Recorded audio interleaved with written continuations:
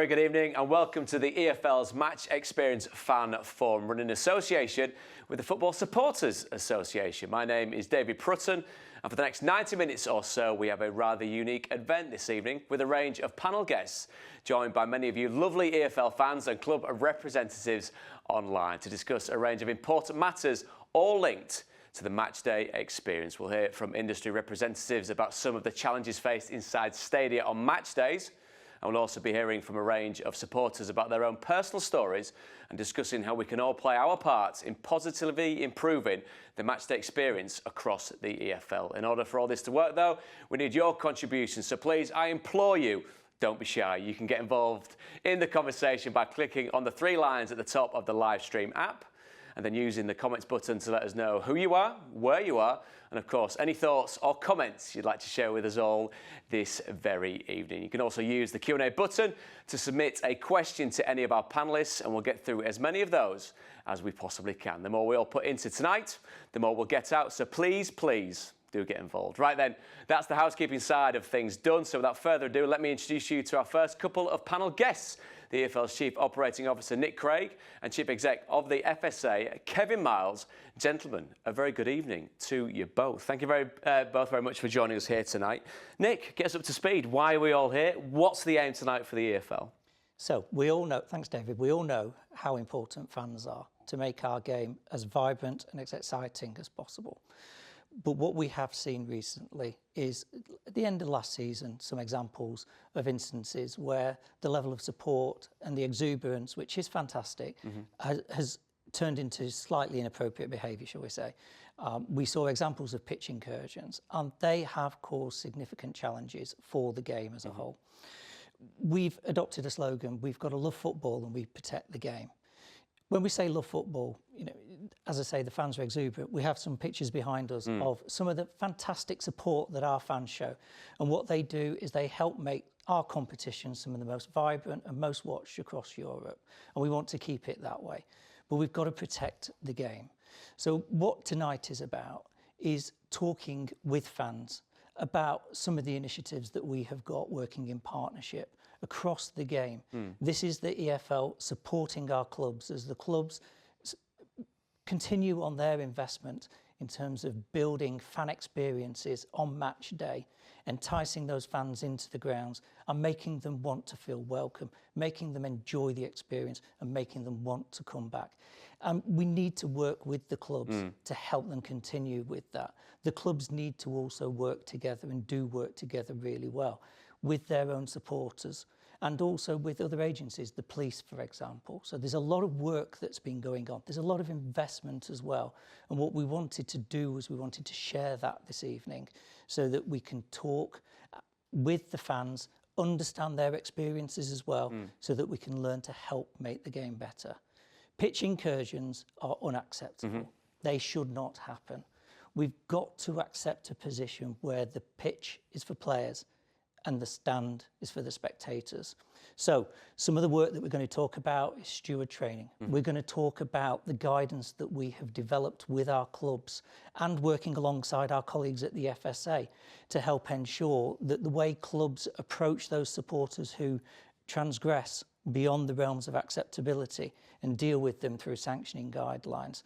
Also looking at some of the innovative programmes that some of the clubs have got around how they work with those who have offended, help reintegrate them back into the game through a programme of restorative justice.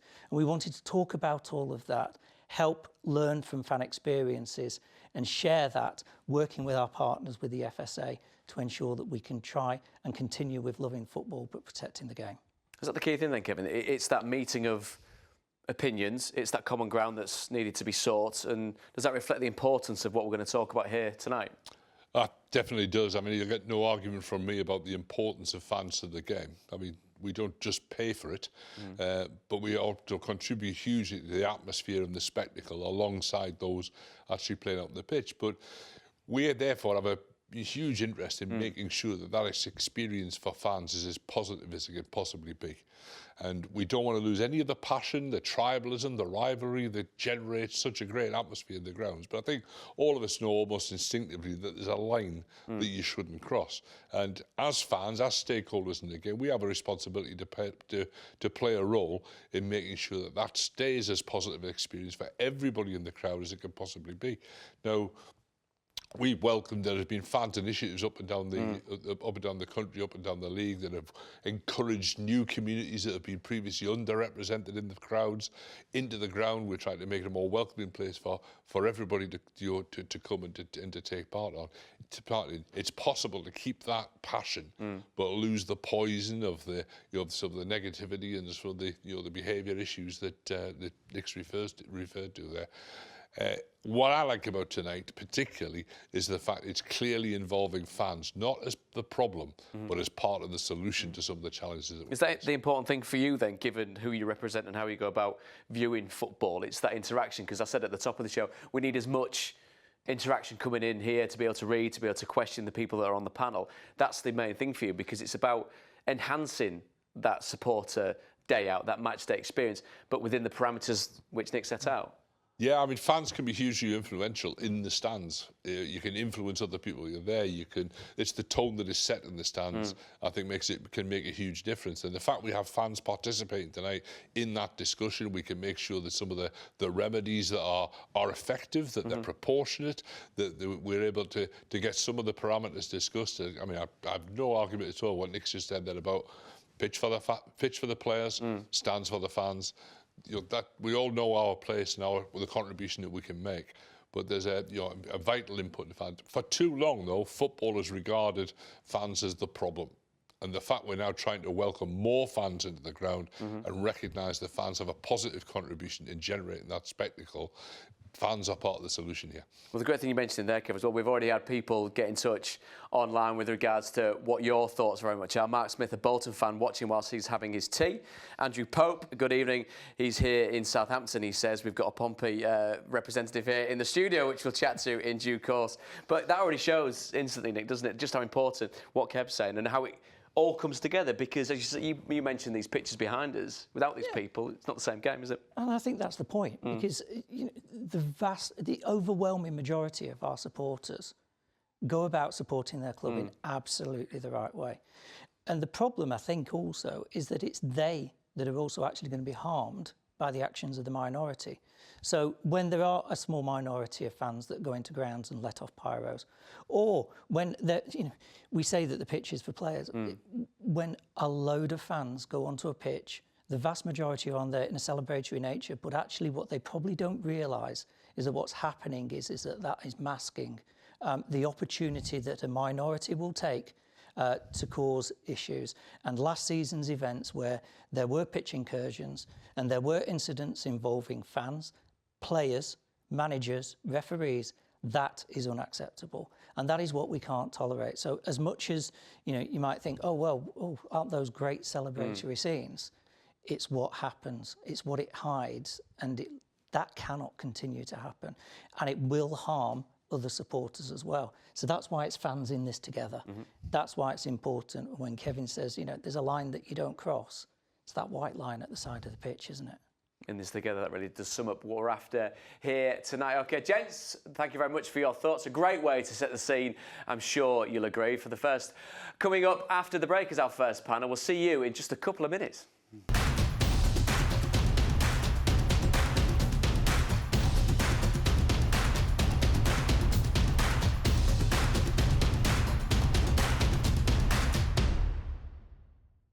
Good evening and welcome back to the EFL's Match Experience Fans Forum, and let's begin with the first of our sessions tonight. We'll be looking at stadium operations and match day challenges with our esteemed panel of guests. Joining me in the studio we have Bob Eastwood, Head of Security and Safety Operations for the EFL, Lizzie Lewandowski, the Fan Liaison Officer for West Midlands Police, and no relation to Robert as far as I know, but I will check that very shortly indeed. We've also got Leighton Orient CEO Mark Devlin, Jack Lawton from Pompey in the community, and Barnsley Safety Officer Paul Davis. Thank you all for joining us tonight. Lizzie, I'm so sorry. Any relation at all to Robert? Not at all, no, unfortunately. It's just a very common Polish surname. There you go. That's put that one firmly to bed. Mark, I'm going to come to you first. From the club perspective, so we've heard from the EFL, we've heard from the FSA so far. From the club perspective of the challenges that arise in and around the match day experience, where are you? Where are Leyton Orient heading into this? So where we are is we're a club that's obviously got ambitions to grow both on the field but importantly off the field. That means we've had to take a good look at our match day experience. Typical London club, hemmed in by houses on pretty much all sides of the ground, which means that we're limited compared to other clubs. So we're taking the opportunity to, we have an older fan base who've supported the club traditionally through years of mainly struggle, but a few little highs. And as a consequence of having 3 large Premier League clubs on our doorstep, we have to try and be innovative and see what we can do that the Premier League clubs can't do, because clearly we can't match them on the pitch. Well, not at the current moment in time anyway. So we've taken the opportunity, we're trying to build both the experience and the atmosphere inside the stadium, make Brisbane Road more of a cauldron, make it really vibrant, lively, for all the right reasons, because that's the kind of experience that younger fans want to get involved in. They don't want to come where people just sit on their backsides and watch something going on in front of them. They want to take part and be part of a vibrant atmosphere. So our challenge is to work with our growing fan base, to get them in. We talk to them directly. We're as a club, we're very open. We have a board that like to engage pretty frequently, and over my years in football, it's probably the most engaging board of directors I've ever worked with and for. So we take a lot of time to talk to. We have a couple of fan groups that want to make the place livelier and are coming to the club with ideas. Some of them we can go with and try and support. Some are a little bit too left field.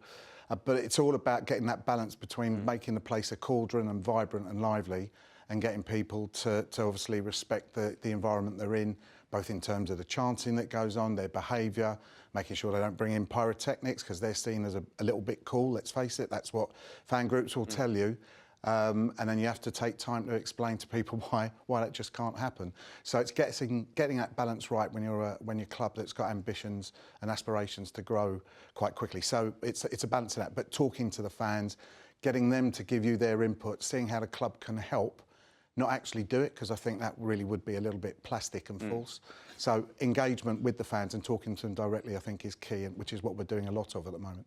Is that a key thing then, Lizzie, if I throw it to a policing perspective, open lines of communication with regards to challenges, to questions that are asked of you in the police side of things on a match day experience? What's your personal take on it, and then you're taking it from a policing point of view? Yeah, so my personal take is, I've played football a long time, and most of the time we don't want to be here as the fun police. I'm not here to stop people enjoying themselves and having a good time. But there is a line where football should be for all, and things like, hate crime, misogyny, tragedy chanting, pyrotechnics, running on the field of play, stopping the game for the rest of the supporters is problematic for everybody.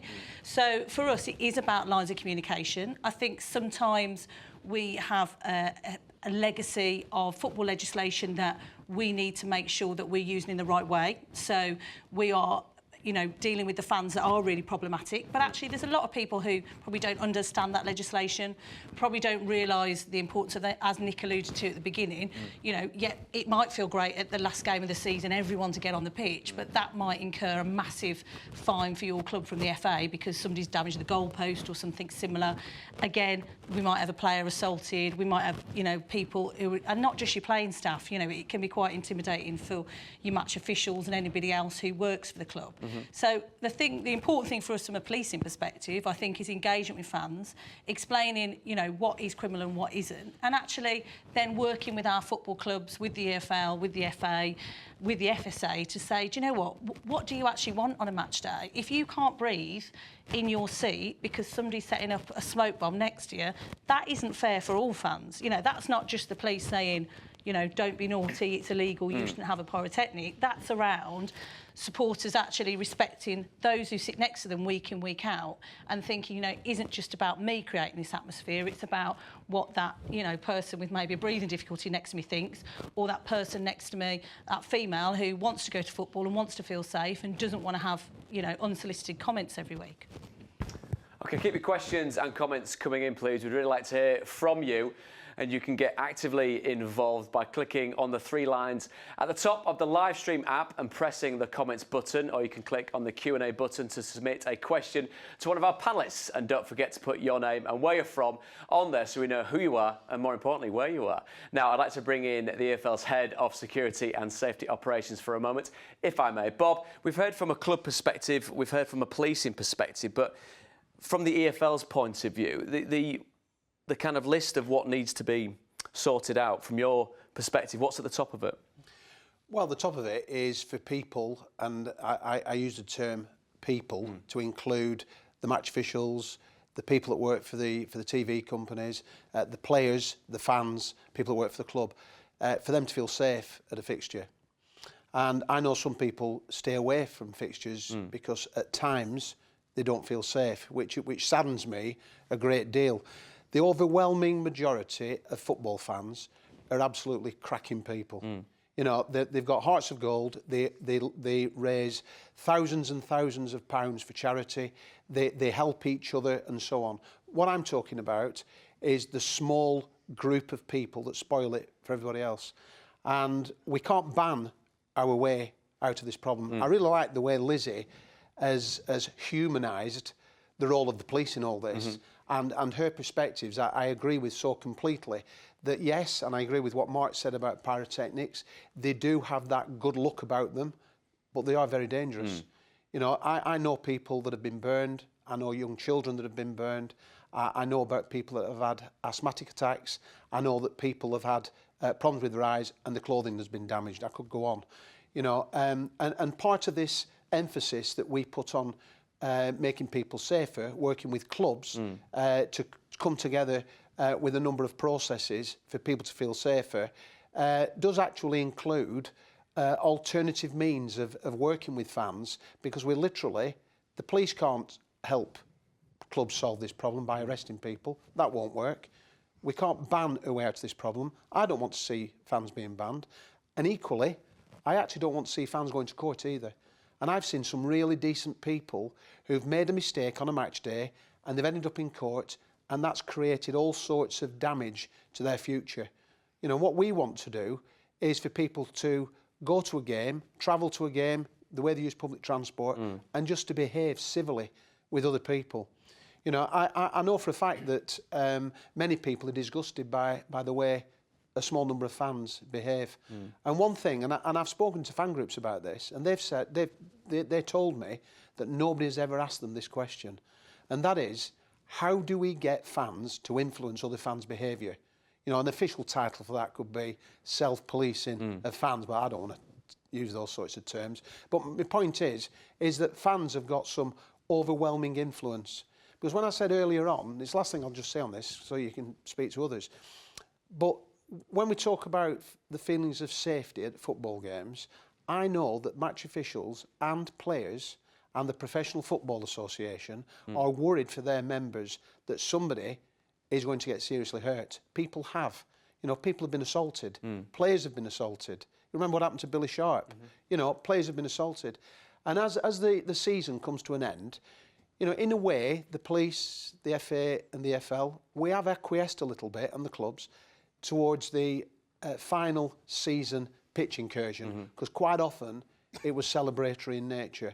Well, events have proven that that's not the case, you know, and it's a plea from all of us that fans do not get tempted to get sucked into this sort of stuff, because football's going to take a really hard line, and I don't want that to happen, you know, and we need to keep these areas, as Nick said, you know, the field is for the players, the stands are for the fans, and we need to be pretty determined in that respect, because otherwise it's going to spoil the game for everybody. And from an official perspective, you know, a local authority could actually stop fans going into a ground. And that's why the EFL is doing all it possibly can to make sure that the authorities know that we are actually working very hard to deal with a lot of these and work with fans to try and put a stop to it. Just to pick up on your point there, Bob, because we've had a message in from Nigel Davis, and thank you very much, Nigel. Please follow his example and get in touch with us. Having had incursions and pyros consistently this season and tried all methods to stop this, just how do we reach these untouchables who don't engage in the positive messaging and responses? I suppose that fits into what you're saying about that term self-policing of making it that collective, because as you say, you can't just open it out to celebratory scenes at the end of a season, because more often than not, it runs over into the darker side, doesn't it? It does, yeah. I mean, that's a really good question, that. We have had pyrotechnics, but I know instinctively we have had less pyrotechnics than we had last season. We have, you know, and we've had the odd one or two at different fixtures. By and large, you know, some fans think it's okay to take pyrotechnics to an away game, and I'm only talking 1 or 2, 3 people. It's still 1 or 2, 3 too many, but they think it's all part of the atmosphere. Well, it's not, you know, and we've got to stop this. And the bit at the caller mentions about people going on the pitch and so on. You know, thankfully, we are seeing things heading in the right direction, but we can't afford to be complacent. And I've got to emphasise the reason why we do need sort of fan power behind us. And you heard what the football supporters Association said through Kevin. We do need fans behind us because they have got much more influence amongst their own than certainly the EFL, the clubs and the police have. Paul, OK, you're the safety officer at Oakwell, of course, with Barnsley. Can you describe just some of the operational difficulties that go into making sure that matchday experience, as we've spoken about so far, runs smoothly? And is it important, the two-way conversation? That seems to be a recurring theme so far this evening, of open dialogue between the two sections. Yeah, I mean, I think we have to, you know, over 99% of the people that come to football come for the right reasons. And when you actually break it down into the, you know, the 0.1% or 0.2% that do cause problems, what are the reasons why they are, you know, what's behind it? In some cases, there are some people that they're intent on causing problems within football grounds. Quite a lot of the time, you know, you get people who come to the football on a Saturday afternoon just to let up a bit of steam. Something's not quite right at home, work pressures. You might have to take some action against them on the day. You get them in during the week. You play the CCTV, and they can't quite believe what they're seeing. And you will see, usually, you will offer them a chance of a behaviour agreement, depending on how serious the offence is. They sign the agreement, you never see them again. So that's the key thing, what you're saying, that you show them what's happened, what you've seen from your point of view. And is it almost like an instantaneous education of, they don't recognise that person that did that in the moment, but then they almost put to the side? Quite often, because one of the processes we have in place is that when we send stewards into an incident to deal with it, we will get set up where we have the cameras ready to support them with the evidence. Not only it makes our ability to prove what they've done is incorrect, but also it safeguards the stewards from any allegation of impropriety in some way. So having the CCTV evidence there is really helpful. But you have to look at the whole multitude of reasons why, you know, these people do what they do. You know, we've had some incidents at Barnsley recently where the youth, it's much more the sort of youth group that are causing problems, but then you look into the reasons why they are doing what they're doing, and sometimes it's peer pressure, the teenagers, they're going with the wrong group. You have to factor all that in. So each case has to be looked at individually, and depending on the seriousness of what they've done, a whole range of options is open, from a behaviour agreement through to a lifetime ban. I mean, just picking up on what Paul's saying there, Jack, I'm going to come to you now from Pompey in the community. So with what we're discussing here and your own personal story, can you just get us up to speed how you came to be involved with Pompey in the community, please? So a few seasons ago, Pompey had an altercation with Oldham fans on the pitch and outside the ground, and I was involved in it. The police ended up getting involved and I had to go on some course, which was with the police, but also alongside Pompey in the community, and went through it for a couple of weeks, which ended up reducing my ban to a season, and then just went from there, and then ended up getting a job voluntary, and then went from there and basically just got a job. Yeah. So, I mean, there'll be people watching this that may have found themselves in your position, that may find themselves on a match day feeling that way inclined. Hopefully this is a cautionary tale for that. Coming out the other side of it, what has it taught you about that whole kind of fan experience? What do you go to a football match for? To watch the game, just to enjoy yourself with your friends. Yeah, to get involved, but not to get involved on the wrong side of it, because obviously from experience it takes it away. So you can't go to the games, you can't go to away games, and then once you lose your ticket or your season ticket, your weekends are kind of quiet. A different rhythm altogether, isn't it, without the football? Yeah, it is. It's amazing what you're saying there. I mean, going off what Paul said as well, Lizzie, that seems to be, and we're shining a light on you here, Jan, talking about you. I mean, the rehabilitation process almost done perfectly, if you can use that particular word to describe that. Yeah, absolutely. And in West Midlands Police, we've been doing sort of youth intervention programmes, because a lot of the time, you know, you're 16, you're 17, you're making a choice on a day in a split second. That actually, you know, as police officers, we don't intend to criminalise a generation of young football fans. That's not our intention. People should be given second chances, depending on the severity. And for us, I would always like to get involved in that early stage before you are engaging in, you know, wearing a balaclava and running around on a match day trying to beat up fans. You know, and that's the severe end of what we see, albeit a very small minority. So I think that's the ideal, really, is... And like you said, you don't want to miss out on going to the game. And actually, you can still go to the game, still have a great time, without some of the things that affect other fans. Obviously, violence and disorder being one, and some of these more problematic things that, you know, are still in law in terms of running on the pitch.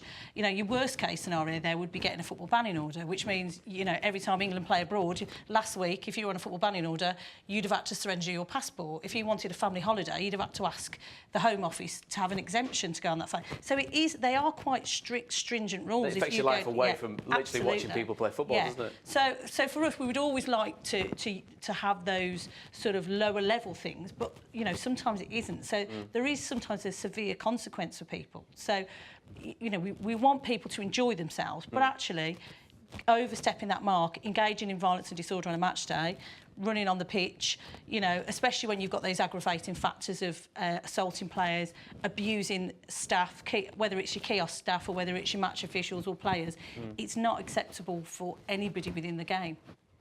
Okay, we've got plenty of people getting involved, which is fantastic. Keep doing it. Adam Rutter says, I completely understand a pitch invasion for promotion, etc., but it's always the minority that go and spoil it instead of celebrating with the team. Katie Hull. Hey, I'm Katie, a Blackburn Rovers fan. Our biggest rivalry is against Burnley FC, and lots of supporters stay away due to safety. How can clubs influence their fans' behaviours? Let me bring it back around to a club perspective, Matt. The EFL and clubs ask fans to avoid pitch incursions and use of pyros, but many Premier League and EFL clubs use this footage and the same imagery in season ticket campaigns and other promotions. Is this contradictory behaviour hurting that particular message that a club would be trying to get across? Yeah, I think that's a fair point, actually. You can't moan about these things and highlight them and then use them in some kind of promotional tool. So I totally agree with that. And I'd like to think that none of the clubs that I've worked with have ever done that, but I can't think off the top of my head, but there we go. So I totally agree there. And I think, I don't think football has this wonderful ability to inspire such fantastic behaviours. Bob touched on charity work and so forth, and fans up and down the country, whoever they support, really come together to support great causes. And it is such a minority. And just listening to Jack's story here, it's the first time I've heard it. I mean, it's fantastic the way, I don't want to use the word rehabilitated, but I mean, you know, that you've learnt your lesson from it and you're back to enjoying watching your Pompey matches. And I think there's a great deal, again, it's back down to engaging with your fans. It is about bringing them in. It's funny, even whether it's on social media, when you meet fans on social media who've been venomous, whether it's about players, whether it's about staff, CEOs and what have you, we all get it, and you have to have broad shoulders. And but there is still a line to having broad shoulders. But when you meet people, engage with them, you do find that in the vast majority, there's just something that's burnt inside them, and they have let rip verbally or online, worse still, you know, sort of from a violence point of view on a match day. and you'll find these people are totally different. If you can talk to people and understand them, get inside their heads, work with them, and I think back to self-policing, I think fans can do so much, the FSA can do so much to help the clubs educate their supporters into what's acceptable and what's not acceptable. Plenty of questions coming in, keep them coming thick and fast. Callum Prince has got in touch. I'll direct this one to you, Bob. What action does the EFL plan to take with regards to the increase in homophobia and transphobia across the Football League this season? Well, I will answer that, but I'd just like to touch on what the fan from Blackburn Rovers in anticipation of the Burnley Have people fixture. stayed away because of the potential danger to it? Yeah, I've been talking to both clubs and I know how much work that they and Lancashire Police have put into the safety and security regime around that fixture, and they're still doing quite a lot of planning. My advice would be to go. You'll be perfectly safe. You'll be just like you would if you were going to catch a tube late at night or during the day even. You know, you've got to keep your wits about you, but you will be looked after and you will be safe. And the problem is that person's actually highlighting the behaviour of the minority that are intimidating for the decent people that want to watch a game, and it's those people that we need to tackle. In answer to the question, we are doing a lot in relation to hate crime chanting. I'd like to add on the back of transphobic, homophobic behaviour, I'd also like to add misogynistic behaviour. I feel that misogynistic behaviour should become a hate crime. It isn't currently. And also racist behaviour. You know, and clubs, whether it's online, it's uttered by a fan on their own social media, or whether it's uttered or shouted or chanted, whatever you want to call it, at a football game, a live football game, we will take action. You know, we go back through CCTV, we speak to fans that were sat around that particular person, and we will do all we can to actually get to the bottom of what we are told. And we will do all we can to, if we need to, we will report it to the police. But it's how football then treats that individual. Yeah. Yes, if somebody made racist comments, they would be banned. However, what we want to do is rehabilitate that person to do similar to what Jack described of his own experiences. We've got programmes in place and we work with fans and fan groups, and we want that person not only to become a better fan, but to become a better human being. So we will ban people, but we will also work with that person, and there are many, many occasions, like Jack described, where their ban has been reduced in the period of time because they've made amends. You know, there's examples where clubs have taken, you know, people under the wing to get them to experience the match day and the pressures that the stewards are under. You know, it's really important that fans actually wake up to some of these issues, because like I said at the beginning, I don't want fans to get a criminal record because it'll ruin their life. And some of these young people don't seem to realise that, probably because they're young. And what we want to do is we want to stop that, which is why we're giving these messages out. I think some of that as well is around the tragedy chanting as well. So that is a big thing, although technically may not fall under sometimes illegal stuff. You look at the impact that has, you know, the Hillsborough chanting to Liverpool fans, you know, the Munich disaster to make, you know, all of these things. I think a lot of people who are saying them actually don't understand the consequences. That because it happened maybe not within their lifetime or a long time ago, the references to the IRA, that sort of thing. But actually a lot of the people sort of saying these things are of a generation where they probably don't appreciate the impact. And some of that education with the clubs, the EFL, with the police is around actually explaining the impact of that on some of those individuals who've lost family members.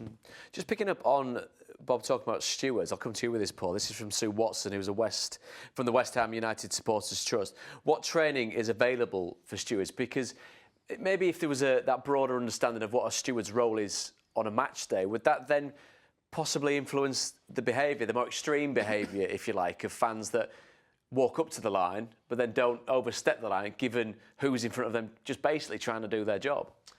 I mean, there are training packages out there. The EFL and Premier League are just in the process of bringing one out as well. For me, though, the problem is more about we can invest all that time and money into training. How do we then keep the stewards?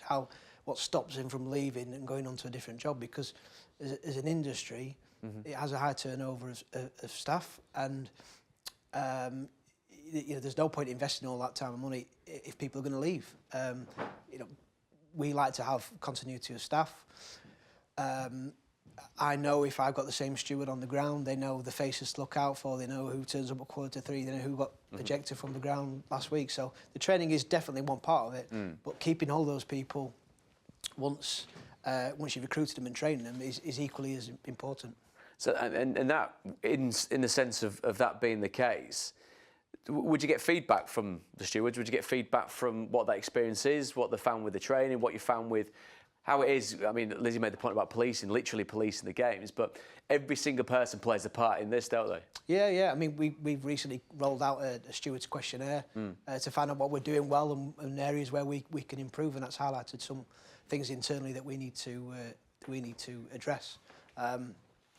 So, you know, we are still recovering from the pandemic.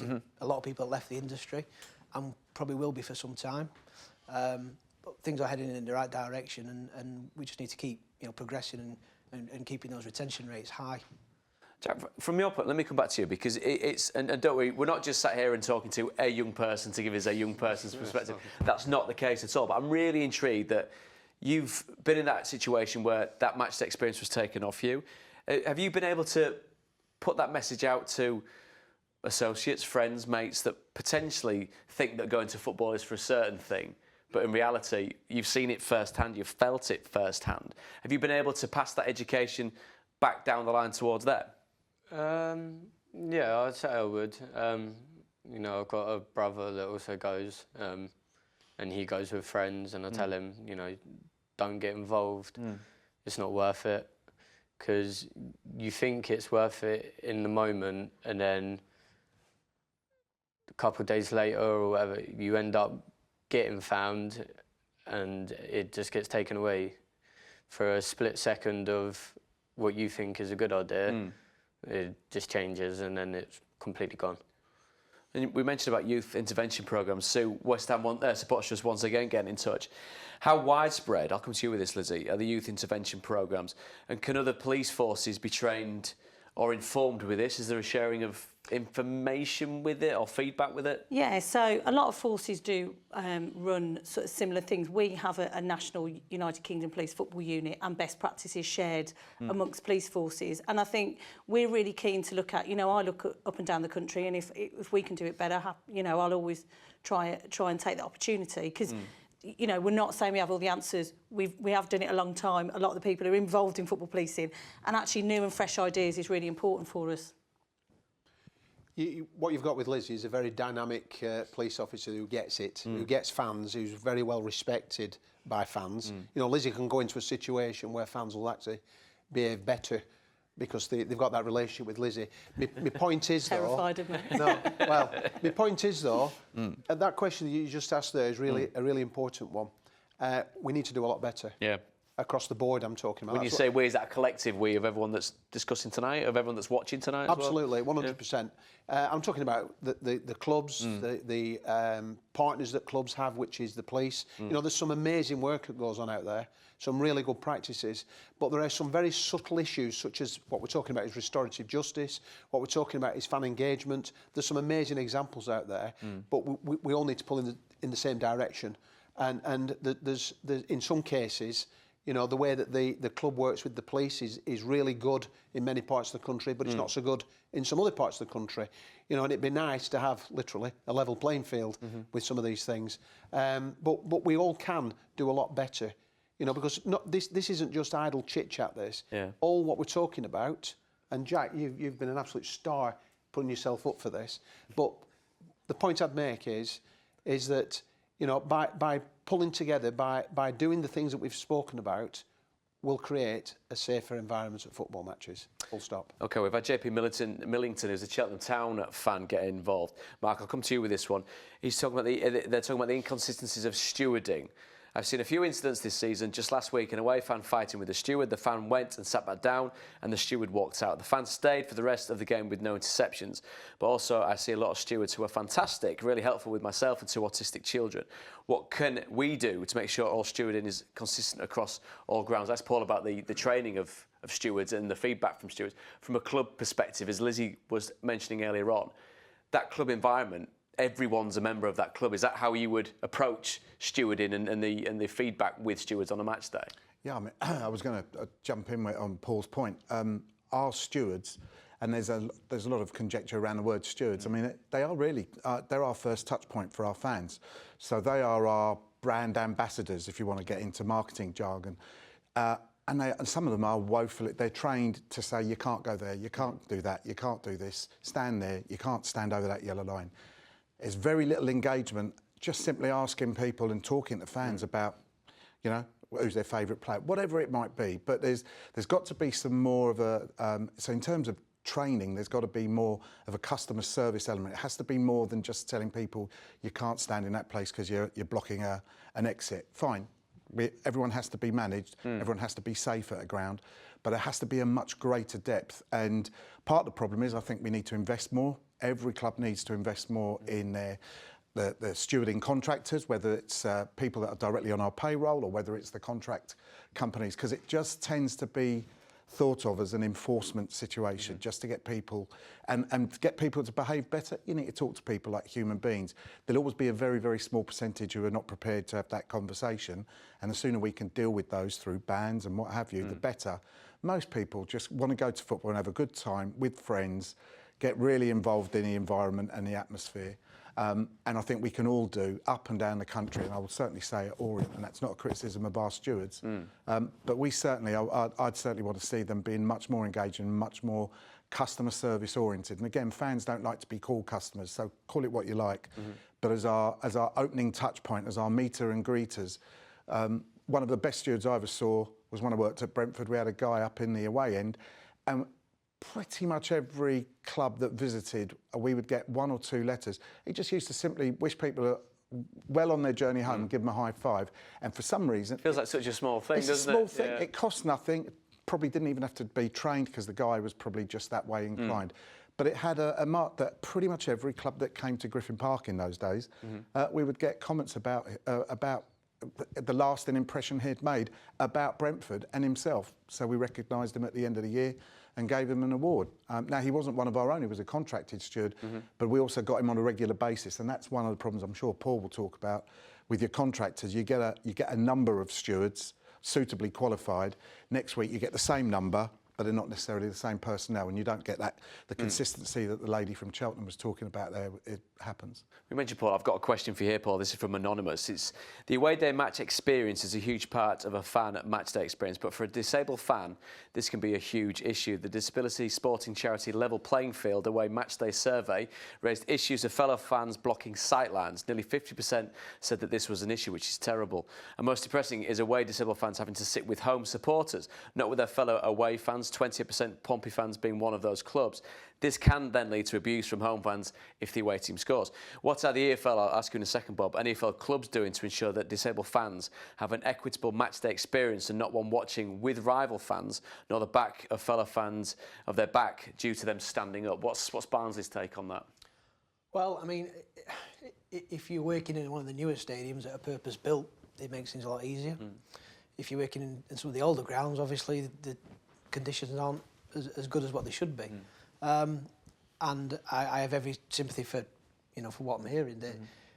Unfortunately, from a safety officer perspective, you do get those challenges whereby if you've got a stand full of 3,000 to 4,000 people standing, realistically, what can you achieve?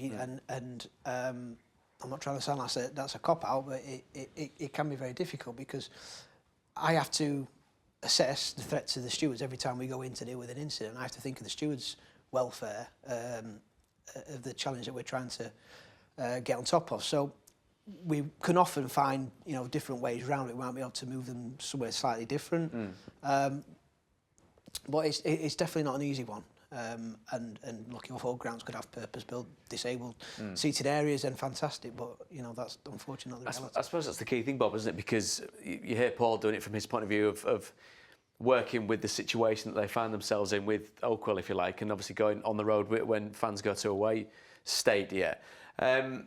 The key word as well, though, was inclusion, wasn't it? Making sure that the fan experience is there for every single person to enjoy and to be accommodated for every single person's needs in that instance. Yeah, absolutely. There'd be no argument from anybody at the EFL in relation to that. And we want the match day experience to be of a high quality for every single person attending an EFL fixture. And where there's been some failing, some shortcoming, and people make complaints, the EFL oversees the investigation into that and make sure the club puts an action plan together to eradicate what the problem has been. And the same can be said for the way we engage with, there's a partnership with Level Playing Field. Actually, it's not my partnership, but it's a colleague's relationship. And very much they work together to eradicate these issues once we become aware of them. And what I would suggest to fans out there is that if you've got a complaint to make, then make it. We will always investigate it. You know, we don't come down heavy on people or clubs. We work with clubs to make it better. And that's the value of making a complaint, because we want to make the improvements so that they are there of benefit to everybody, and it enhances the matchday experience overall. Lizzie, let me come back to you with this, because is there a tendency when you hear that someone's from a police force that there is a looking to you to be the overriding arbiter of all this, to be, right, this is what's going to happen? But from what we hear from club officials, from the EFL, from supporters, is it's got to be a collective discussion about it. And again, the overriding sentiment is, and everyone getting involved, there's a few shout-outs coming as well. It goes back to what we said about the minority being the ones that upset the medium with this, isn't it, really? And that's must be the toughest part of your job, wheeling out the single people that make a match day experience potentially dangerous. Yeah, but I mean, you know, what I'd say is, you know, the way football policing, you should be a community. You know, I'm a beat bobby for, you know, that's what I do for football, albeit a transient community. We are community police officers, essentially. We do know the people that cause issues. Like Jack alluded to, it's quite easy for us to find out who gets involved in stuff. So we don't want to, you know, criminalise the majority. We want to deal with the minority. But it's really good, you know, if I say to people, don't do that, people think, oh, the police are telling me this. To be honest, it doesn't translate that well. We don't put out those press releases anymore. Come on a big derby day, don't do this, don't be naughty, the police. It doesn't translate well. Actually, other fans saying, I don't accept that. That isn't what I want to experience. It's really important for us. And actually, we've seen it quite a lot in the hate crime agenda. There's lots of fans now who go, I'm not putting up with that. That isn't acceptable. That doesn't represent my football club. So actually, it is massively about that collective stuff and things with the sort of disabled supporters. You know, we've had it in previous derbies where Blues and Villa, we got them to join up together and they met before the fixture.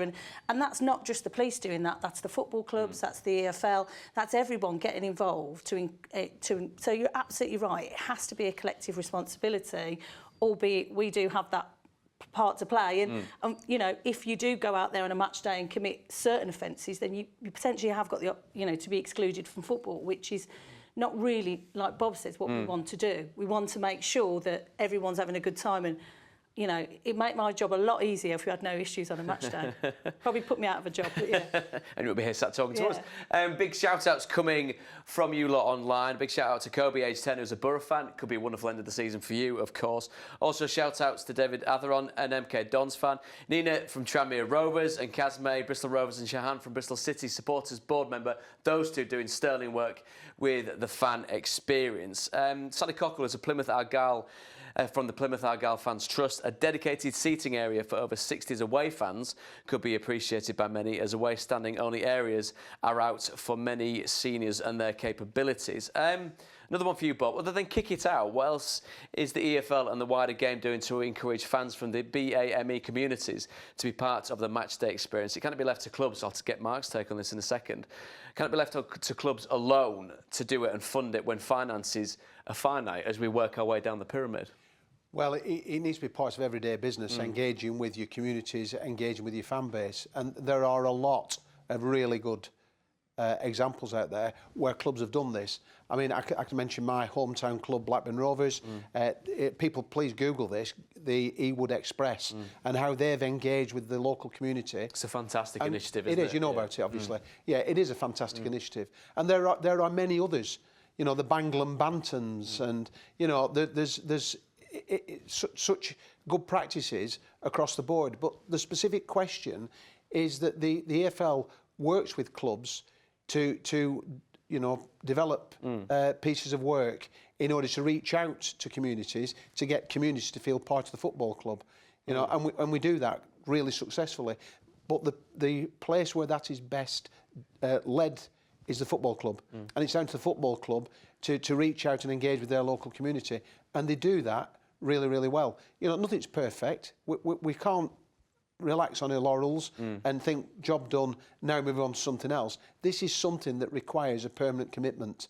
You know, you only need to look at other walks of life. You know, and some people from minority backgrounds have a really tough deal from society. You know, and football's got a very powerful mechanism behind it in order to reach out positively to people from different communities. And where it's really pushed very hard by the club, it works really well. Just picking up off what Bob said there, Mark, because I know that Orient have been very active in the local community with the cost of living crisis, with people's social situations off the back of the pandemic. Coming off the back of the pandemic, we obviously want a lot of things to be as good as possible. But just give us the insight of day-to-day football club management in Leyton Orient with regards to, yes, we want to help with everything and everybody, but there's no money tree there that you can just keep shaking to fund all these things, is there? No, but it's part of, if you're going to have a successful business, a football business, then it is going to require investment. As Bob quite rightly says, it takes time. It's not a low-hanging fruit. And, you know, I've spoken to, I think Bradford are probably the best exponents of working really hard for years to connect with their local community, because too many of us get caught in the trap of a few free tickets here once or twice a year through your community sports trust. You've ticked a box, we've done our little bit, and we move on with everything else. Because there is an awful lot that comes at you every day in a football club trying to balance the books, and we know how tough financially it is for football clubs as well. So I think as a board, we've identified it. We are very proud to represent the very diverse community that there is in Leyton and beyond. We need to talk to leaders from those individual communities, and you have to understand.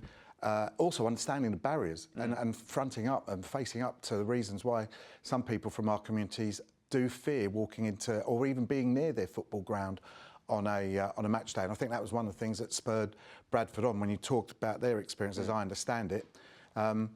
The local community used to hide indoors when the fans turned up and then come back out while the game was on and then hide back in again. So we've taken a lot from it. So it has to be a key element of our strategy, our long-term business strategy, to make sure that our audience, our crowd represents and our attendances represent our local community.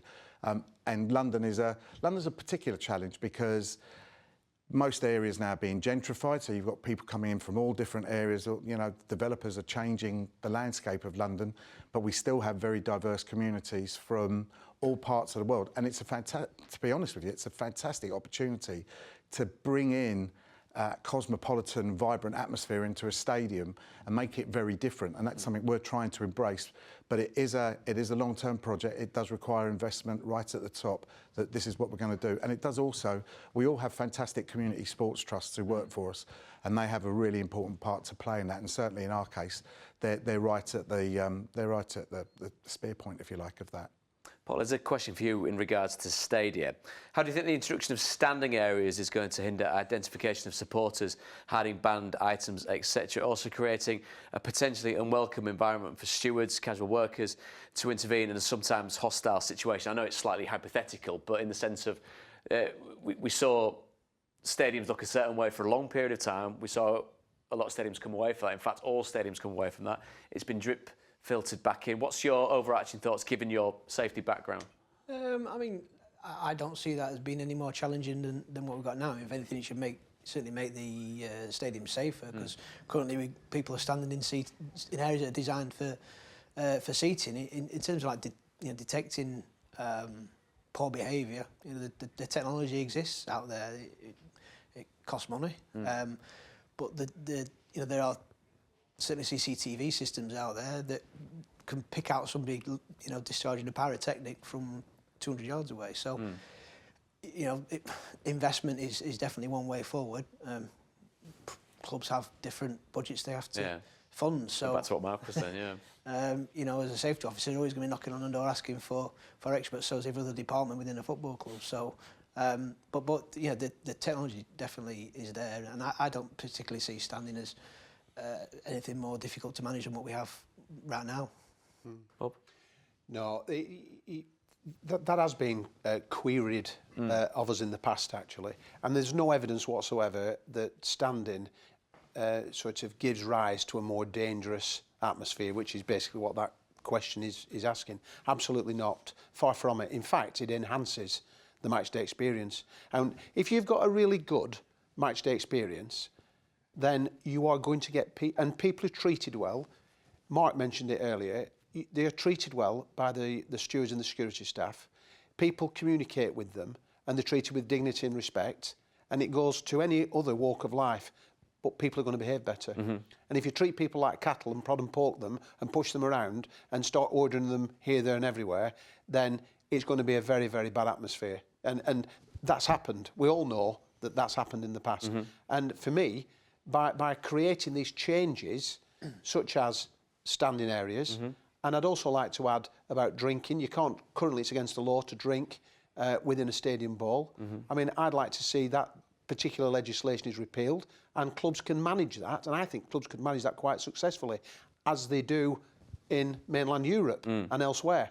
You know, I'm sure you yourself have had an alcoholic drink within a stadium. I certainly have, and there was no problem whatsoever. They put me on the spot then, Paul. I'm sorry. I'm very sorry. Never. Yeah. What? Yeah, but you know, too expensive. Well, it is very expensive. But I see that as enhancing the atmosphere, and people behave better.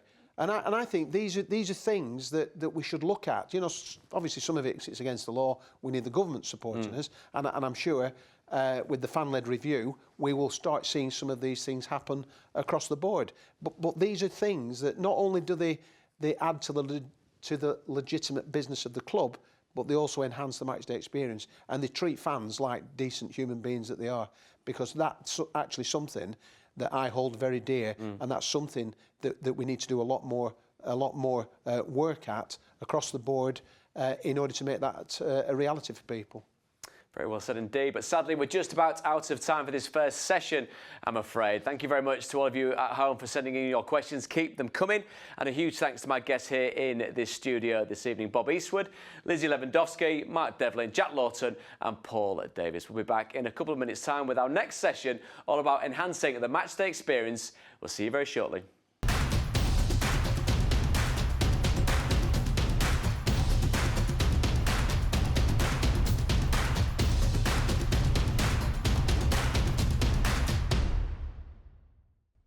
Welcome back to the EFL's Match Experience Fan Forum, run in association with the Football Supporters Association. And after a very intriguing first session, I'm sure you'll agree, we can now turn our attention to the second session of the evening, which will focus on the ways we can all play a part in creating a great matchday experience. Before I introduce you to the second of our esteemed panel of guests, your contribution so far has been fantastic, and participation in this conversation is absolutely vital. As we said before, the more we all put into tonight, the more we'll all get out of it. So please do get involved by clicking on the 3 lines at the top of the live stream app and then using the comments button to let us know who you are, where you are, and of course any thoughts or comments you'd like to share with us all this evening. You can also use the Q&A button to submit a question to any of our panellists. I'll read them all and we'll get through as many of those as we can. I've stripped myself up there, so keep them coming, please. Right then, let me introduce you to my studio guests for this second of tonight's sessions. We have Pav Sama from Punjabi Rams. We've also got Kate Lewis from Women of Watford, Mark Bradley, who works in the world of fan experience. We've got Stoke City's head of supporter experience, Anthony Emerson,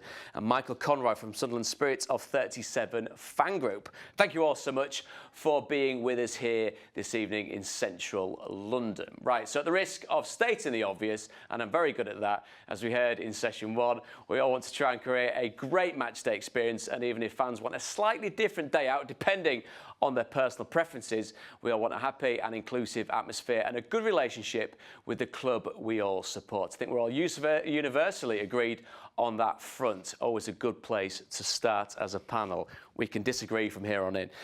Michael, I'm going to come to you first from the Sunderland Spirit of 37 Fan Group.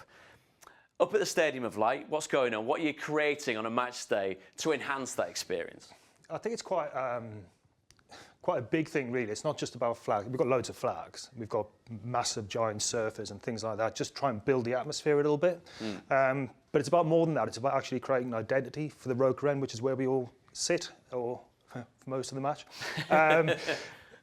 But also about connecting with the city as well, and connecting to the history of the city. So we've got, you know, old industrial kind of graphics on the surfers. We've got miners' banners that go around, and we work with local firms in the city as much as we possibly can, just to try and boost Sunderland as a city as well. So it's about this holistic thing for the whole of Sunderland and just trying to raise Sunderland's profile, but at the same time create that identity within the Roker End. Because I think if you think back to Roker Park, when we had the Full End, the Full End had its own identity. I think a lot of clubs have moved into these new modern stadia, and you don't have that same identity for an end. I mean, it's hard to get an end in a bowl anyway, but what we're trying to create at the Stadium of Light is that Roker End thing, so that there's an identity there and that people want to be there and they want to sing in that end, and there's a kind of accepted practice that you are going to sing in that end. Kate, let's come to you next. You're from the women of Watford. Can you just tell us a bit about what you're doing as a collective? I mean, fans possibly do want different experiences on a match day. How do you get them all collectively together to all get out of that game experience that they're all after? Yeah, so at Women of Watford, one of the concerns that we had was around women's safety, which we've been talking about a lot, especially since sort of 2021, which is when we were founded. And something we've found when chatting to our members is actually when we're at Vicarage Road, where Watford play, everyone's got their own match day rituals, everyone's got their own routine, and nothing really needs to change there. But when it comes to away games, it's a very different experience for women. And not necessarily when you're in the stands, but more so actually since we came back from lockdown and the pandemic, but walking to and from grounds as well. So we've gone for a real safety in numbers approach. So we have a block booking, which Watford FC, the club, help us organise for every single away game, should we want it. So we do have our derby coming up this Saturday, and we've actually said we don't want it. Just actually leave that responsibility of safety of the fans with the club and with the police that are involved. But at every other game we have a block booking. We've gone for a real safety in numbers approach, which has also really actually just created an incredible community of female Watford fans, which is something we've never had before, and a really nice byproduct of something that was founded from something so frustrating and so negative. And it's just brilliant, and I'm very happy with it. That was a really cute game coming up as well, isn't it? It's Rob a huge Edwards game. Let's not go there. The one constant between the two clubs. I won't press you too much on that, don't worry. Thank you. Don't forget to keep your questions and comments coming in, please. We'd really like to hear from you. You've been wonderful so far, and you can get involved in all the ways I've told you about so far this evening. Mark Bradley, I'm going to come to you now. You work for a fan experience company. Firstly, what does that mean exactly? And the company itself, what does that provide? Well, we've been around for nearly 20 years, and we provide clubs with research on the fan experience. I mean, put bluntly, we tell the story of what it's like to be a fan, going through all of the touch points. And Mark from Leyton Orient talked about the different touch points, and helping clubs not just to make those improvements that will make every fan's day better, but actually when they see things through the fans' words and through the fans' stories, it actually carries a bit of emotional heft. And as a result of that, as a direct result of the work that the clubs have done in receipt of the various reports we've provided them with, and that's ranged from the Family Excellence Awards that I know you're familiar with, David, to the Away Fan Experience Programme that's been run with the FSA, and also with Carrie Dunn, researcher and academic, the women's experience in men's football, and also disabled fan programmes. And I think it does, I hope, provide an important perspective, and that's to remind people working inside of the clubs that the club actually belongs to the people out of the community. And so it's a privilege. It is a privilege to do it. And, you know, every weekend brings a different adventure. Myself and my other half, Anna, started the business 18 years ago. And, you know, she might get dragged to all sorts of interesting places, you know. Depending on her definition of interesting. It is, absolutely, yes. She was very keen to do the Palmer rugby visit recently. But what we've seen in the clubs, you know, and not just since then, because this goes back 20, 30 years, but I think clubs are now beginning to understand that while the community is important, there are different sections within that community. And by providing the clubs with feedback on all of the different touch points, from whether it's the website, you might have a family where the parents are new to football, but the kids are excited about it because what their mates have said at school. They're going to a first game, and, you know, clubs have learnt not to make the assumption that everybody knows the game kicks off at 3 o'clock. Everybody knows where the car park is. You know, so that's what the organisation does, and the clubs have responded terrifically. Pav, let me bring you in from your experience with the Punjabi Rams. Can you tell us a little bit about some of the ways you've seen the club and the fans' relationship work at your club, Derby County? Yeah, I mean, initially we were met with a bit of nervousness from, not just from the club, but other supporters groups as well, in terms of, because we were different. because there's never been anything like that at Derby. But the first panel talked about that communication. So we just opened those lines of communication, told people what we were about, and really the Punjabi community is part of the DNA of the city. If you look back to the baseball ground, when my great-granddad came over, there used to be a foundry there, just behind the ground. And people started going to the games, and we really wanted to show we're part of the city, part of the fibre of the actual what Derby County is, what Derby County is, and have a voice there. And then slowly people, I think we built that trust, so open those lines of communication, built that trust, and through our events, and integrity is one of our core principles, and showing that it's not just about the Punjabi community.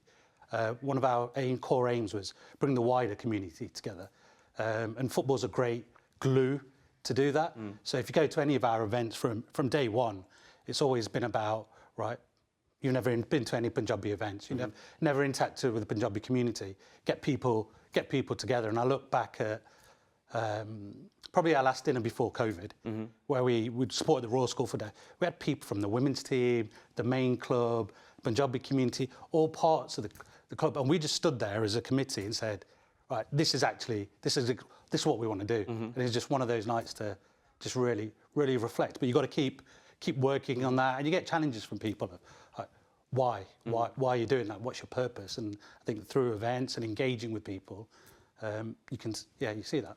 Tremendous work being done, Pav. Anthony, I'll come to you now, waiting very patiently there. Head of Stoke's supporter experience. And from a club perspective, what's the approach in terms of engaging with the fans and ensuring that their day out, and my script editors touched me up here, on a Saturday or a Sunday or even a Tuesday night at Stoke, making it a very enjoyable one? Always enjoyable at Stoke, first of all. You've just got to acknowledge and recognise that the match day starts from the very moment the supporter wakes up. So what we're very in tune with at Stoke City is acknowledging what is on the mind of the supporter. They've just woke up. Yes, the game will come and the 90 minutes will take place somewhere down the line, but you're thinking as soon as you wake up, weather, travel, traffic, menu. Mark and I have collaborated lots over the years, and we look at things such as actual matchday timetables, certainly for the most new or younger elements of the supporter base. So it's not just a chance that you can meet the mascot or a player that may be injured and affording the time to go into the concourse and sign autographs. Put it on the website. Tell them at 1 o'clock we guarantee that the mascot will be there. Tell them exactly what's going to be on the matchday menu. Articulate it with a Twitter post and start to really bring the day to life. And then, of course, you've got the 90 minutes themselves. And then after the game, how do you capitalise on that? Feedback. Gives you feedback. What are the touch points that we scored well on? What can we improve on? And I think that what a football club should always be doing is listening, taking feedback on board, and understanding that the customer journey is continuous. You never stop. You always look at what worked well, not so well, make the change in the image of the supporter, and then just make ever-increasing match days as well as we can off the field, and then hopefully on the field it follows as well. Been more people getting in touch online. This is from Andrew Cousins. Hi, Pruts. Thank you very much, Andy, chair of Swindon Town FC Official Supporters Club. It's a big shout out from them to Stockport, whose stewards proactively engage with away fans, where the tea bar is, the toilets, etc. Refreshments. They've set the standards this season, and we've had the pleasure to visit that ground twice this campaign. Rui Gomez, how do clubs see the connection between more revenue and more family-friendly orientated match day experiences? Michael, I mean, that's key because there's different ways of consuming football. There's the next generation of getting football fans in, and I think as we were all of varying ages here that went to our first football matches, I'm sure it's changed over the generations. It is maybe come away from the revenue side of that, but is that key to part of your thinking? Absolutely. I mean, we did a march from the city centre to the Middlesbrough game just before we played Borough. And we didn't know how many people were going to turn up. So we had a little party in a pub beforehand, got some flags there, we were handing out flags to kids. And we thought maybe it's just going to be the 5 of us walking by ourselves here. We turned around, there's probably about 2,000 people behind us. And there was like all these little kids waving flags, enjoying themselves, singing along. That's really important because that's the future of your football club. As it currently stands, where we are in the stadium, where the singing end is right next to the family enclosure, which at times is probably not ideal. So we do talk to the club and say, look, is it something you could consider there? Because some of the songs are a little bit unsavoury that come out of the singing end.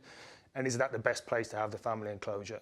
So we've got that extra responsibility there where we know there are kids there and we want to look after those kids. But ultimately, there are also supporters there who want to sing songs and they want to be traditional football fans, if you know what I mean. And there should be a place for them as well. Their experience as exactly, the match day, yeah. But putting the two together doesn't seem right. So we do talk to the club and say, you know, should we ever rethink on this?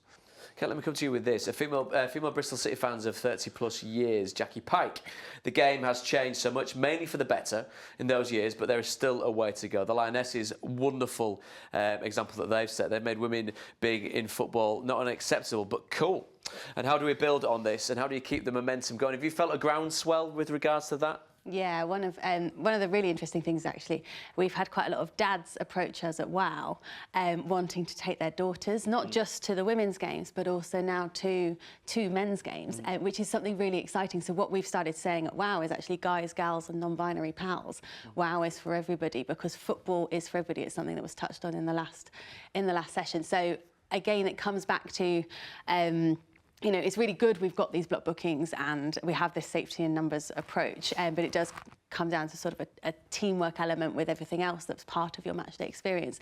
The conversation around the stewarding earlier in the session, we really do try and interact with the stewards as much as possible, especially when we've got young children, because if things do start getting a little unsavoury, as much as, you know, you're in an away end and you're surrounded by your own fans, if things aren't going the way that you would hope during the match, actually fans have been known to turn on themselves and suddenly what should be a safe environment isn't. And so that's something that's really important to us. It's not just about us as a supporters group.